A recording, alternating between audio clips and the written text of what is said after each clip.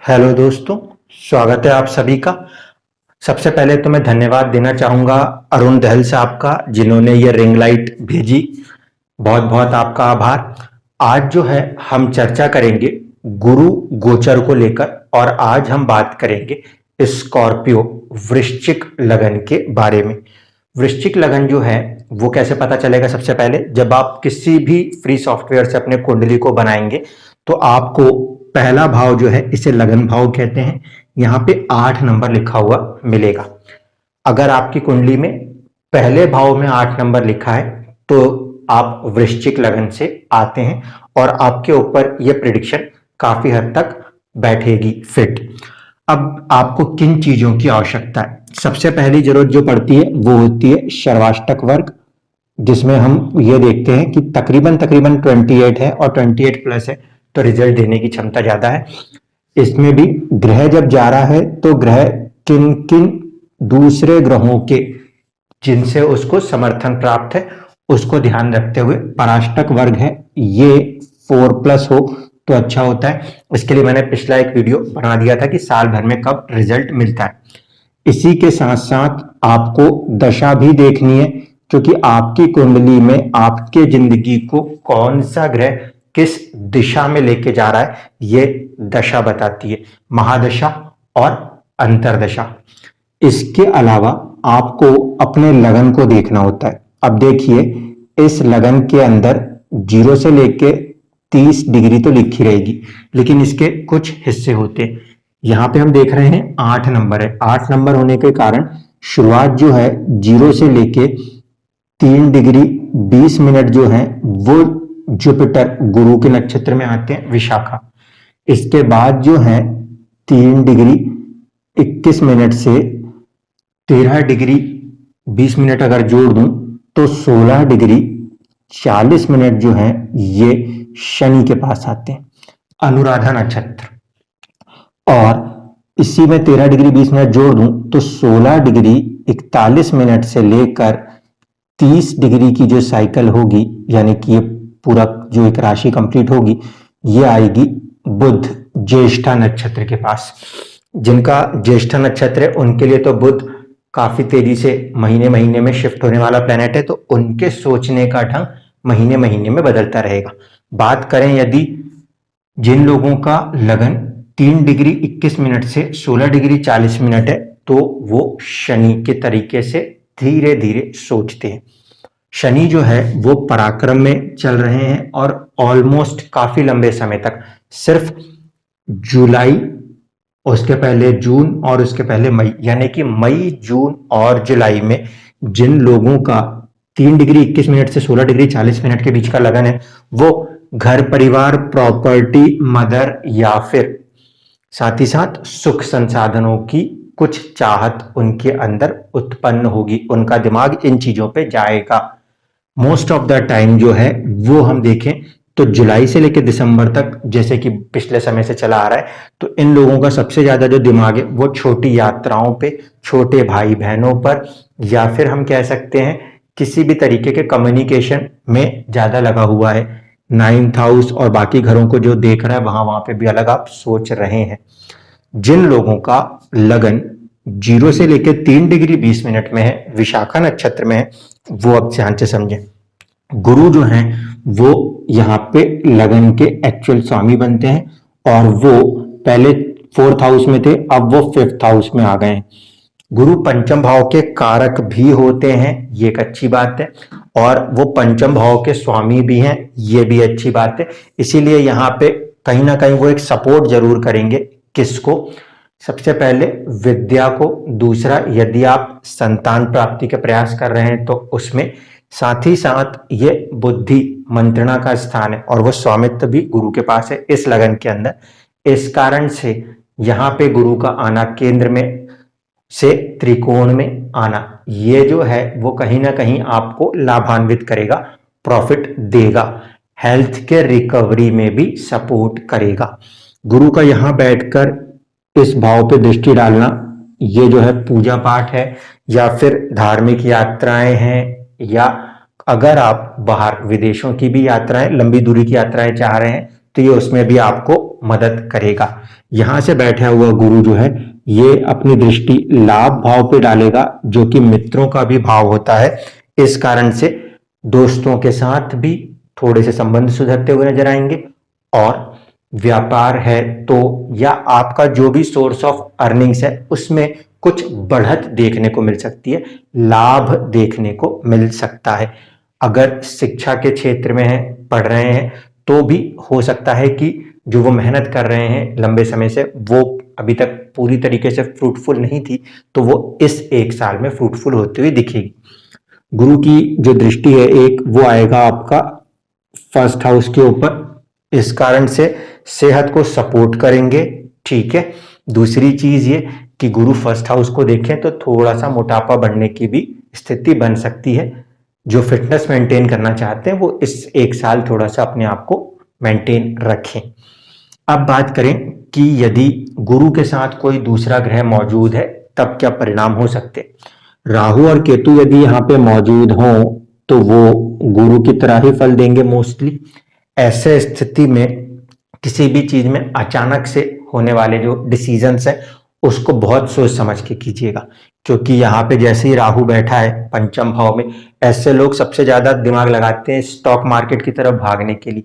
तो ऐसी स्थिति में यदि आप अभी कोई भी खर्चा करते हैं तो उसको सोच समझ के कीजिएगा, क्योंकि गुरु का गोचर तो ठीक है, साथ ही साथ बाकी के ग्रह गोचरों को और आपकी कुंडली में दशा को बहुत इंपॉर्टेंट तरीके से देखने के बाद कोई भी आर्थिक फैसले कीजिएगा। केतु यदि है तो केतु और गुरु का कॉम्बिनेशन आध्यात्म की तरफ आगे बढ़ाता है, तो वहां पर कहीं ना कहीं आप थोड़े से ज्यादा अपने आप को दूसरों से डिटैच और खुद में अटैच होते हुए नजर आ सकते हैं। इसके बाद यदि आपको आपकी जन्म कुंडली में यहाँ पे जन्म के समय के सूर्य दिखाई देते हैं तो ये थोड़ा सा सपोर्ट करेंगे किस चीज के लिए, प्रोफेशन के लिए। क्यों? क्योंकि सूर्य यहाँ पे 10th हाउस के लॉर्ड हैं, ये फादर के स्टेटस को रिप्रेजेंट करने वाला हाउस होता है। गुरु की ब्लेसिंग सूर्य के ऊपर आएगी, तो थोड़ा सा अगर आप छोटे बच्चे हैं तो वो फादर की तरफ उनके स्टेटस में राइज होता हुआ दिखे, और यदि आप कहीं ना कहीं वर्किंग एजेस में हैं तो आपको अपने स्टेटस के अंदर एक सपोर्ट मिलता हुआ दिखाई देगा जुपिटर के कारण। इस लगन कुंडली में गुरु 2nd हाउस जो कि सेविंग्स का होता है और 5th हाउस जो कि मंत्रणा शक्ति का होता है, इनके स्वामी हैं। 5th हाउस के लॉर्ड होने के कारण कहीं ना कहीं ये पॉजिटिव है, इसलिए यहाँ पे आपको कुछ पॉजिटिव रिजल्ट्स प्रोफेशन के रिलेटेड देखने को मिल सकते हैं। अगर यही सूर्य आपको 9th हाउस, 11th हाउस या लगन में बैठे हुए दिखें तो गुरु की दृष्टि यहाँ पर इस चीज में प्रोफेशन के अंदर स्टेटस राइज के अंदर आपको हेल्प करेगी। अगर यहाँ चंद्रमा बैठे हो या यहाँ बैठे हो, यहाँ या यहाँ बैठे हो, ऐसे स्थिति में ये जो कॉम्बिनेशन है ये अच्छा कॉम्बिनेशन मान सकते हो आप, क्योंकि पंचम और नवम का संबंध बन रह जाएगा। ऐसी स्थिति में आपकी बहुत सारी जो रुकी हुई मनोकामनाएं हैं वो भी पूर्ण हो सकती हैं। गुरु चंद्रमा के साथ हैं और चंद्रमा के घर को भी देख रहे हैं, तो एनीथिंग रिलेटेड विथ फादर या फिर एनीथिंग रिलेटेड विथ धर्मा या साथ ही साथ हायर एजुकेशन या विदेशों की लंबी यात्राएं, इन सारी चीजों के अंदर ये गोचर आपको कुछ ना कुछ पॉजिटिव हेल्प करता हुआ नजर आएगा। अगर यहाँ पे चंद्रमा की जगह मंगल आ जाए तो ऐसे स्थिति में थोड़ा सा सतर्क रहने की भी जरूरत है। देखिए मंगल यहाँ पे 1st हाउस का भी लॉर्ड होता है और साथ ही साथ 1st के साथ 6th हाउस का भी लॉर्ड होता है। 5th हाउस का लॉर्ड 6th हाउस के साथ कॉम्बिनेशन बना रहा है, एक चीज है।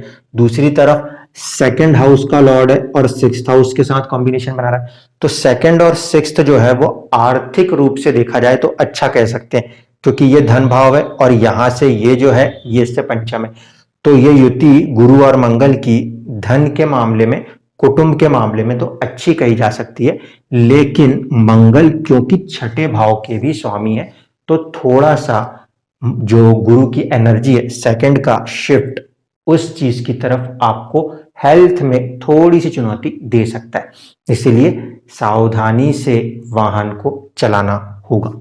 अगर दृष्टियां हैं मंगल के ऊपर तो भी आपको यहाँ पे थोड़ा सा सावधान रहना चाहिए। हाँ, ये जरूर है कि आर्थिक दृष्टि से हम कह सकते हैं कहीं ना कहीं जब आप अपने आप को थका रहे हो, आप अपने सर्विस के अंदर अच्छा करते हुए दिख रहे हो, उस पॉइंट के लिए ये गोचर अच्छा माना जाएगा।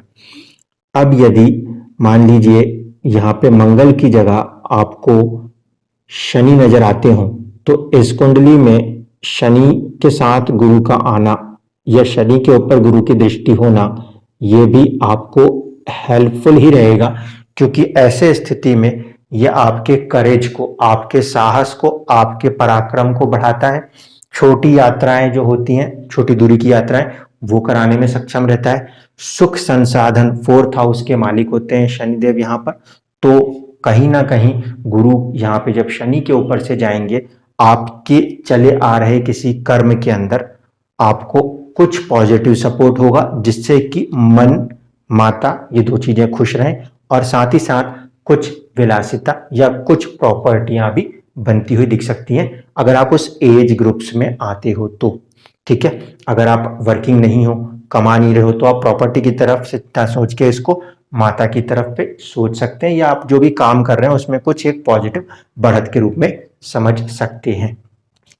यदि यहाँ पर शनि की जगह शुक्र विराजमान हो जाए तो फिर आपको थोड़ा सा सतर्क होना पड़ेगा। शुक्र यहाँ अगर बैठे हो तो वैसे तो वो उच्च राशिस्थ है।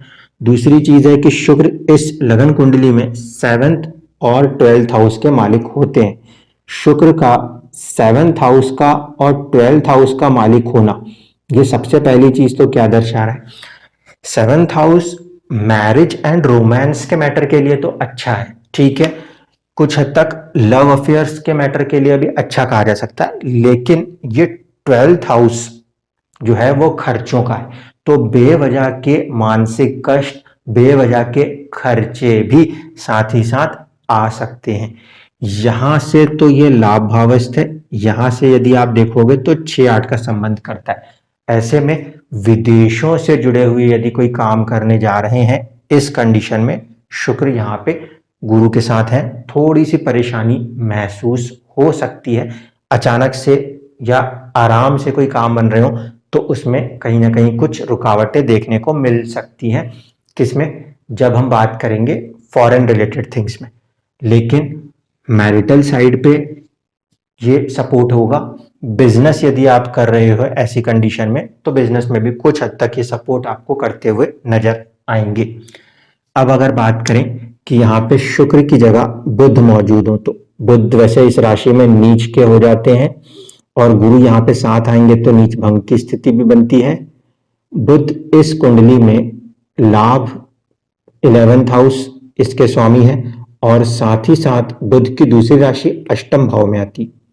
इस कारण से यदि यहाँ पर गुरु का गोचर बुध के ऊपर से होता है तो दो संभावनाएं बनती हैं। एक तो ये कि गुरु का बुध के साथ आना और बुध की राशि को देखना।